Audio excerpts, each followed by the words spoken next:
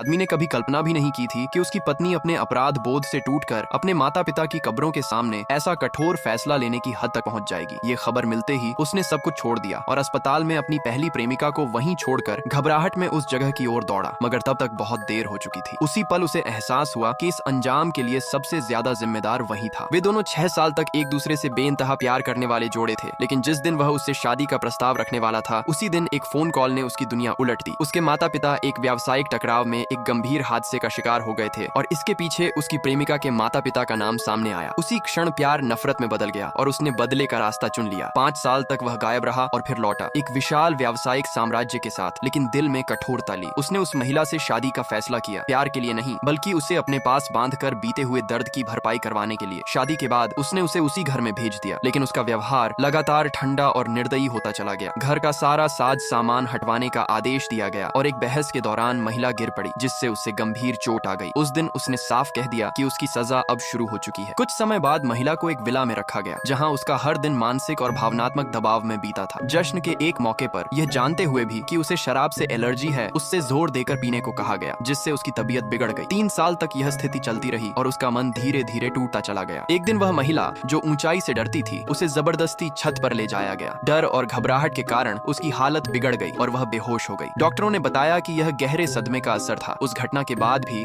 उसके हालात में कोई सुधार नहीं आया। बाद में वह माता पिता की कब्रों पर गई। भावनात्मक टूटन इतनी गहरी हो चुकी थी कि उसे भ्रम होने लगा और उसे महसूस हुआ कि वह अब खुद को संभाल नहीं पा रही है। उसी समय उसने यह ठान लिया कि वह इस अंतहीन पीड़ा से बाहर निकलेगी। विला लौटकर वह अपने माता पिता की आखिरी तस्वीरें लेने गई, लेकिन नई प्रेमिका ने हालात को और बिगाड़ दिया। झूठे आरोप लगाए गए और महिला को अपमानित किया गया। गुस्से में तस्वीरें नष्ट कर दी गईं, जिससे उसकी आखिरी उम्मीद भी टूट गई। इसके बाद एक और झूठे आरोप में उसे अस्पताल ले जाया गया, जहां उसकी हालत की अनदेखी की गई। डॉक्टरों ने रोकने की कोशिश की, लेकिन किसी ने उसकी बात नहीं सुनी। जब सब कुछ खत्म हुआ, वह शारीरिक और मानसिक रूप से पूरी तरह टूट चुकी थी, जबकि आदमी दूसरी महिला के साथ सामान्य व्यवहार करता रहा। मौका पाकर वह अस्पताल से निकल गई और कब्रों पर लौट गई। वहां उसने अपने भीतर की पीड़ा को शांत करने का रास्ता चुना। उसी समय आदमी को जब सच्चाई का पता चला तो उसे गहरा झटका लगा। पछतावे और घबराहट में वह तेजी से गाड़ी चलाने लगा और एक गंभीर हादसे का शिकार हो गया।